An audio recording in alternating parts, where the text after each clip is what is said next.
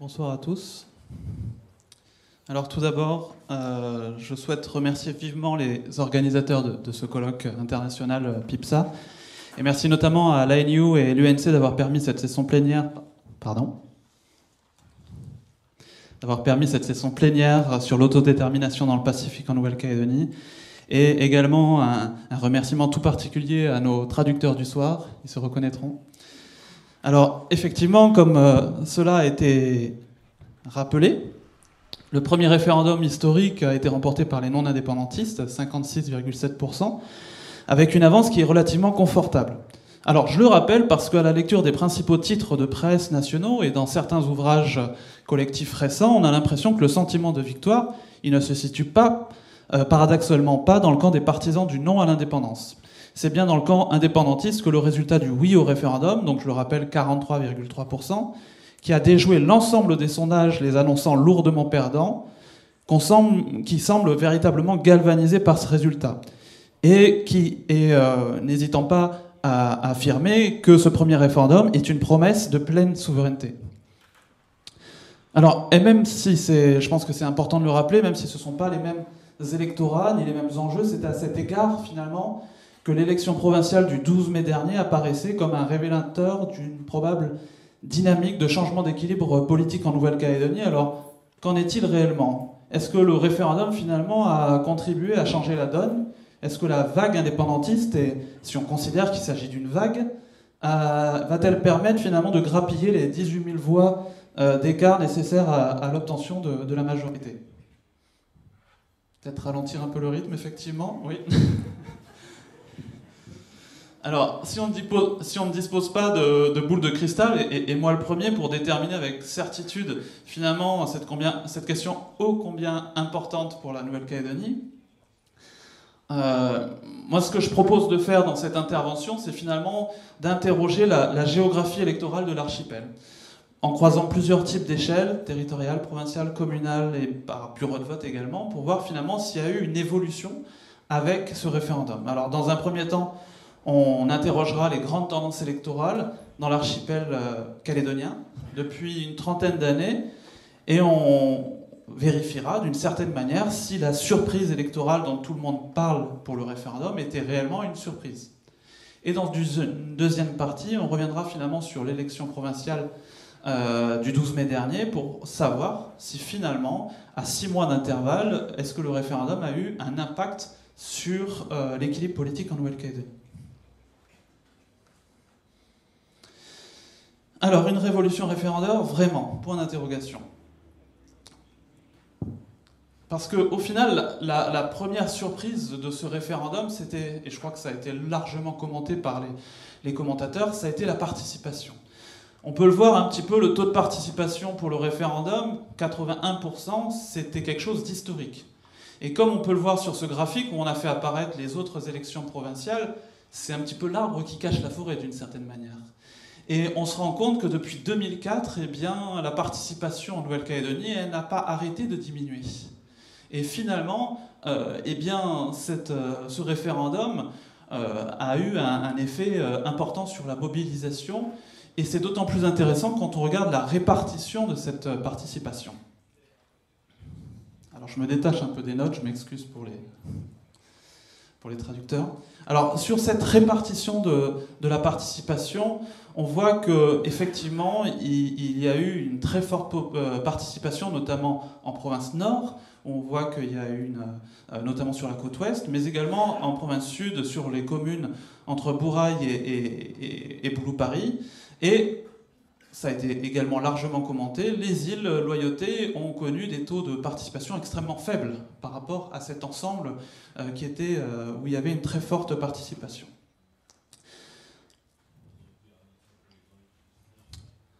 Alors, hormis la participation, la vraie surprise, finalement, c'est le décalage entre le score prévu par les sondages et le résultat du référendum. Aucun sondage n'avait prévu ni un sursaut de la participation, ni même un tel résultat indépendantiste. Mais ce qui est encore plus étonnant, c'est que pendant près de 20 ans, le vote indépendantiste, il avait légèrement progressé aux alentours de 40%. En 2014, les différents partis indépendantistes avaient d'ailleurs atteint 41,5%, ce qui est relativement comparable, à 2 points près. Il y a eu quand même une augmentation de 2 points entre 2014 et 2018, ce qui n'est pas négligeable.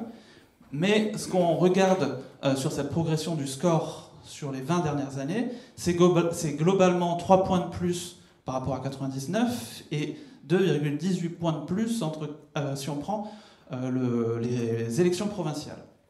Donc, ce qui témoigne quand même, sur les 20 dernières années, sur les mandatures de l'accord de Nouméa, d'une relative constance. Et donc, c'est ça la surprise finalement, c'est que les sondages étaient clairement en contradiction, en décalage plutôt avec la constance du rapport de force qu'on observe en Nouvelle-Calédonie sur ces 20 dernières années. Donc, ce qu'on peut dire, d'une certaine manière, c'est que les élections provinciales sont un baromètre qui est assez fiable sur l'équilibre politique en Nouvelle-Calédonie. Et c'est donc sans véritable surprise qu'on a pu observer que ce référendum s'inscrivait dans la continuité des votes provinciaux, avec, on peut le voir, un rapport de force qui est resté relativement, je pèse mes mots, stable par rapport à ce qui était prévu à l'origine par les élections provinciales. Mais bon, pour être assez honnête, c'est vrai que les 2 points de plus obtenus par les indépendantistes, c'est sans doute lié aussi au sursaut de participation qu'on a pu observer. On reviendra sur cette question plus tard. Mais ce qui caractérise au-delà de ce rapport de force, c'est le clivage géographique et ethnique du vote en Nouvelle-Calédonie. Et ça, je crois que c'est quelque chose qui peut se vérifier de 1 à toutes les échelles de l'archipel et de 2 à toutes les élections. Donc on voit qu'il y a vraiment une certaine immuabilité dans les résultats du vote.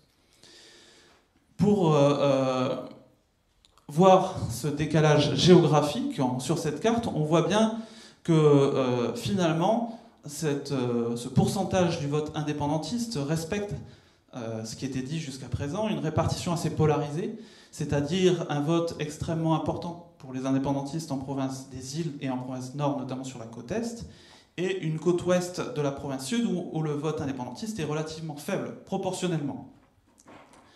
Et ce qui était intéressant de faire, c'était de croiser finalement les résultats à ce référendum par rapport au oui à l'indépendance et de le croiser avec le pourcentage de la population kanak.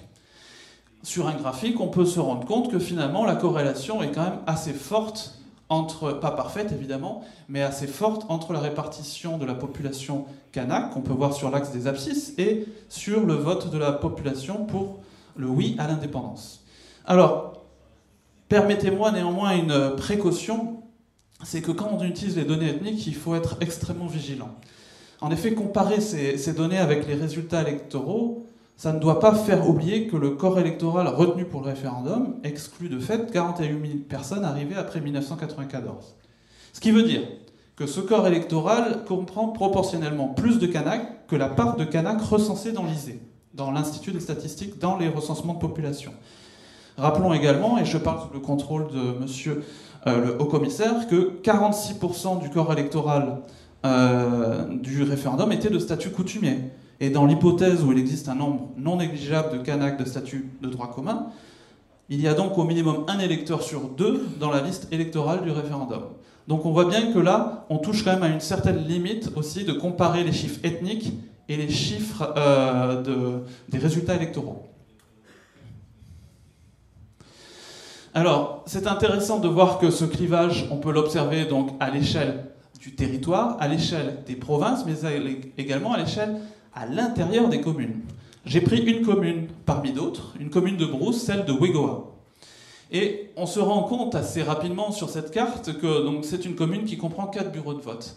Et dans cette commune, on se rend compte assez facilement, eh bien, concrètement, que le village, donc le bureau de vote mairie, vote contre l'indépendance, et les bureaux de vote qui correspondent aux tribus votent en revanche très massivement pour l'indépendance.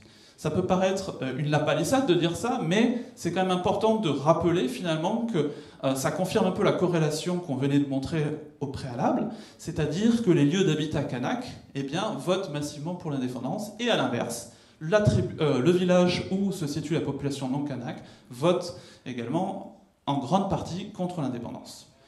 Et finalement, on observe la même chose, je m'excuse encore une fois pour les traducteurs, on observe la même chose en commune urbaine. Et c'est là où c'est un peu plus intéressant, c'est qu'on se rend compte qu'on a une forte polarisation du vote indépendantiste dans la commune de Nouméa. Où est-ce qu'on vote le plus indépendantiste? On le voit sur cette carte. On vote indépendantiste dans les quartiers nord-ouest de la ville de Nouméa, dans les quartiers plutôt populaires, plutôt industriels de la ville, donc les quartiers de Caméré, Nimbo, Montrabel. Donc voilà, c'est vraiment des quartiers où on observe une forte polarisation du vote indépendantiste. Et là où on a essayé de pousser le critère un peu plus loin, c'était de voir si finalement, quand on prenait les résultats électoraux et qu'on le croisait avec la répartition ethnique de l'agglomération du Grand Nouméa, eh bien finalement, ça ne change pas trop de ce qu'on disait auparavant. Les quartiers où se situent majoritairement les Kanaks, ce sont les quartiers où, bizarrement, on obtient les meilleurs résultats aux élections provinciales, ou en tout cas au référendum. Donc on le voit, on retrouve nos quartiers nord-ouest de la commune de Nouméa, mais on retrouve également les tribus périphériques, donc Saint-Louis par exemple pour le Mont d'Or, Saint-Laurent, Nagnouni pour la commune de Païta. Donc on voit vraiment la corrélation à cet endroit-là entre le vote indépendantiste et la répartition de la population kanak. Et ce qui est important de dire, c'est que là je prends ces exemples-là pour vous montrer cette répartition, mais c'est quelque chose qu'on peut observer à chaque élection. On peut calquer cette répartition, on peut reprendre la carte telle qu'elle et reprendre pour l'élection suivante. C'est quelque chose qui a un caractère assez immuable. Et ça, je crois que c'est quand même important de le montrer pour dire qu'il y a une forme de cristallisation aussi du vote en Nouvelle-Calédonie. Ça tombe bien que je passe à ma seconde partie. La seconde partie, c'est donc, on porte le curseur davantage sur l'élection provinciale qui vient d'avoir lieu 6 mois donc après le référendum d'autodétermination.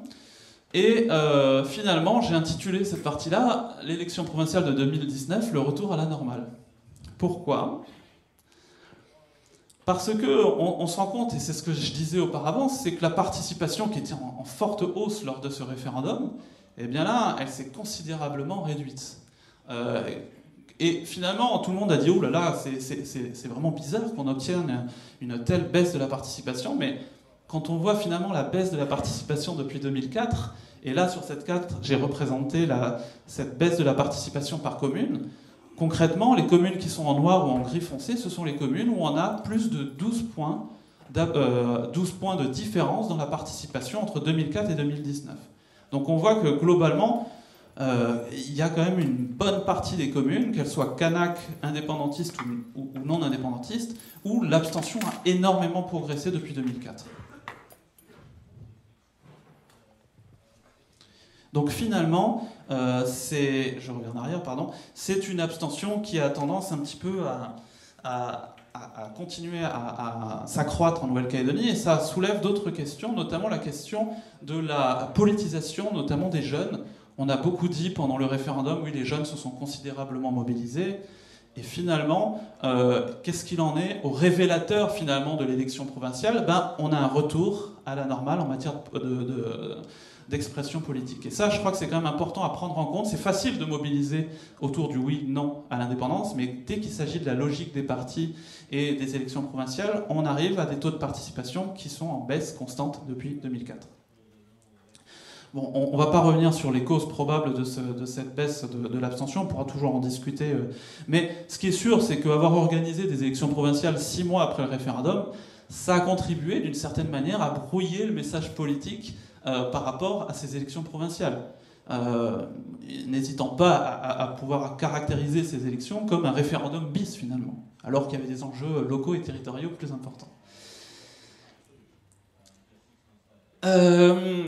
Ensuite, il y a quelque chose d'autre également qui était important à rappeler sur cette carte notamment, c'est que on va dire que l'abstention a progressé par rapport aux élections provinciales, mais on a dit que finalement, lors de ces élections provinciales, on avait observé un léger rebond des îles Loyauté par rapport au référendum. Alors, je vous rassure tout de suite, quand on prend les élections provinciales, la participation, elle a baissé partout. Mais quand on prend le référendum et qu'on compare par rapport aux participations, on se rend compte que les îles ont accru un petit peu leur participation lors de ce scrutin provincial. Pourquoi ? Eh bien, là aussi, retour à la normale d'une certaine manière avec la question des procurations. Vous n'êtes pas sans savoir qu'aujourd'hui, il y a plus d'habitants des îles Loyauté qui se trouvent à Nouméa qu'aux îles Loyauté. Et donc ça implique une augmentation sans précédent du nombre de procurations, ce qu'on appelle le vote à distance d'une certaine manière. Et pour le référendum, on n'avait pas les mêmes règles entre guillemets du jeu pour pouvoir faire les procurations. On revient à des procurations normales avec ces élections provinciales. Il était donc assez normal d'une certaine manière que le taux de participation aux îles, sans avoir à justifier pourquoi on était absent le jour du scrutin, soit plus important aux îles. Donc effectivement, quand on regarde aujourd'hui, quand on se rend compte finalement qu'il y a quasiment 2 fois plus d'électeurs aux îles que de personnes vivant aux îles, on peut se poser la question aussi de la représentativité électorale de ces habitants des îles Loyauté.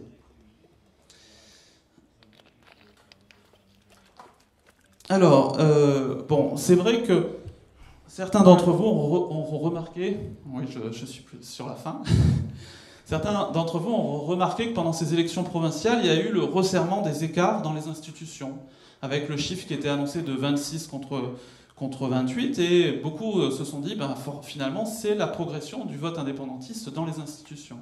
On a vu que les indépendantistes ont notamment obtenu la présidence du Congrès, une présidence de commission, enfin la présidence de nombreuses commissions. Donc on aurait pu se dire assez naïvement, l'écart entre les indépendantistes et les non-indépendantistes a progressé. C'est d'autant plus surprenant, c'est que finalement 26-28, ça correspond à 48,1% des sièges. Alors vous me direz, avec 42%, 42,4%, c'est la somme un peu des différents partis indépendantistes, c'est ce qu'ils ont obtenu à cette élection. Et bien avec 42,4%, ils ont obtenu 48%, plus de 48% des sièges. Donc une belle représentation électorale par rapport à leur poids réel finalement. Alors bon, assez rapidement, puisqu'il me reste 5 minutes, on pourrait donner 2 causes majeures de ce décalage entre, d'un côté, le résultat des indépendantistes et la représentation des indépendantistes dans les institutions. La première chose, c'est qu'il y a de base un décalage entre la représentation proportionnelle de la population au Congrès et la réalité de la population. En gros, aujourd'hui, si on devait regarder et avoir le nombre de sièges proportionnels à la liste électorale, on n'aurait pas les mêmes chiffres par rapport au nombre d'élus qui viennent des 3 provinces. Le rapport serait davantage, je l'ai mis ici, 16, 13, 34 contre 16, 15, 32 aujourd'hui. Donc on voit qu'il y a un léger décalage. Ce n'est pas ce qui peut expliquer tout ça, mais ce qui explique, à mon avis, ce décalage, c'est finalement la règle des 5% d'électeurs inscrits qui permettent d'avoir un élu au moins au Congrès. Et avec ce décalage de la proportionnalité de la population dans chaque province, on se rend compte qu'il est beaucoup plus difficile pour avoir un élu en province sud qu'en province des îles. On a parlé assez souvent de la barre des 5400 électeurs à avoir pour la province sud, de la barre des 2000 électeurs pour la province nord, et un peu plus de 1000 pour la province des îles. Donc on voit tout de suite qu'on n'a pas les mêmes chances. Et ce qui implique, c'est que ça a contribué à cristalliser finalement les forces politiques, et en limitant les petits partis politiques d'accéder à la représentation au Congrès. Et ça, eh bien, ça a pénalisé qui en priorité? Ça a contribué à pénaliser davantage les non-indépendantistes. On se rend compte en 2019 eh bien, qu'ils ont perdu davantage d'électeurs, quasiment 1,5 fois plus d'électeurs que les indépendantistes, avec ce qu'on appelle les suffrages inutiles, c'est-à-dire ceux qui ne rentraient pas dans la ligne de répartition pour un élu au Congrès. Donc au final, depuis 2004, on se rend compte que les indépendantistes, globalement, ils ont baissé leur nombre de suffrages perdus, tandis que les non-indépendantistes, à force de l'éparpillement des partis et les scores perdus en province nord et en province île, eh bien, ils ont accru leur nombre de suffrages qu'on appelle inutiles. Donc ce qui montre que finalement, c'est pour ça qu'il n'y a pas exactement 42% de vote indépendantiste, 42% de suffrages, de sièges indépendantistes. Pour conclure, c'est vrai que par rapport à ce que je vous ai proposé, la géographie électorale, c'est une méthode qui permet de vérifier avec une certaine objectivité la résilience de la cristallisation du vote en Nouvelle-Calédonie. Cette méthode, elle a des limites, car elle permet de mettre en lumière des disparités dans la répartition des votes. Elle permet de faire des rapprochements par corrélation, on l'a vu, entre la répartition des populations kanak et celle du vote indépendantiste. Mais elle ne permet pas de cerner avec exactitude la percée du vote indépendantiste chez les non-Kanaks ou celle du vote loyaliste chez les Kanaks. Elle ne permet pas non plus de confirmer ou d'infirmer le rebond de la participation des jeunes au scrutin, par exemple, ni leur tendance électorale. Un point qui, me semble-t-il, sera évoqué par mon confrère. Mais néanmoins, ce que permet la géographie électorale, c'est dans un archipel où les disparités sociales et ethniques semblent se superposer avec les disparités électorales, ça semblait intéressant d'interroger finalement cet élément-là. Et ça nous permet d'avoir également des certitudes également sur cette géographie du vote. La première des certitudes, c'est que si le corps électoral a été gelé, eh bien on se rend compte que les tendances électorales en Nouvelle-Calédonie, elles ont subi le même effet. On observe très peu de changements d'une élection à l'autre, avec, comme on le dit aux États-Unis, les swing states, et bien aussi, d'une élection à l'autre, les communes changent assez peu de majorité politique aux différentes élections. Et c'est finalement cette résilience électorale qui caractérise le paysage électoral en Nouvelle-Calédonie depuis une vingtaine, voire une trentaine d'années. Et ça, c'est ce qu'on peut observer avec la géographie électorale. La seconde des certitudes qu'on peut avoir en matière, grâce à la géographie électorale, c'est que, et c'est une projection que je me risque de faire, c'est que le revers de la médaille de 30 ans d'équilibre et de stabilité politique, c'est l'échec finalement d'une certaine manière dans la quête de vouloir convaincre l'autre camp. Ce pari sur l'intelligence qui était évoqué, de bousculer les lignes. Parce que finalement, après 30 ans, on se rend compte que les Kanaks continuent toujours à voter massivement pour l'indépendance, tandis que les non-Kanaks continuent à voter très majoritairement pour le maintien dans la République française. Donc finalement, le pari de convaincre, eh bien, il n'a pas été réussi. Alors, quelle perspective finalement, et je terminerai sur ça, par rapport à ce constat d'immuabilité? Eh bien, un indice qu'on pourrait peut-être évoquer, c'est la répartition de l'abstention au dernier référendum.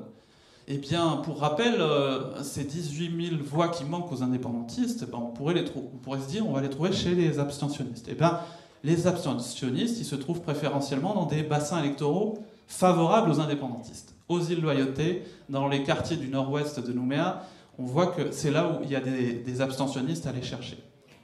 Mais, et je dirais que c'est à ce prix-là que finalement les indépendantistes pourront briser le plafond de verre. Permettez-moi une dernière analyse.